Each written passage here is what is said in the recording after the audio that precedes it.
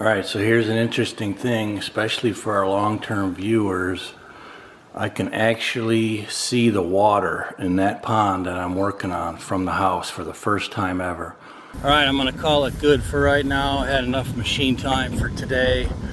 It looks to be higher than the spillway, but I got to laser it, which I'm not doing now. I got this inside rough graded.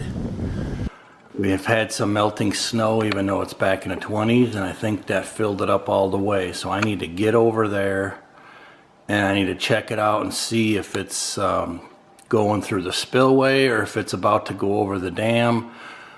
But now that I see we could possibly see it, I think this would be a great start for that new bulldozer. Because you see the bowl, you see where all those cedar trees are?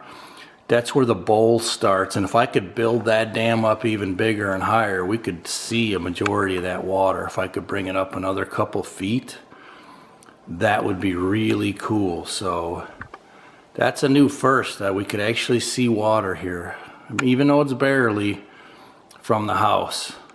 Oh, come on, spring. I just can't wait to get back out in the field.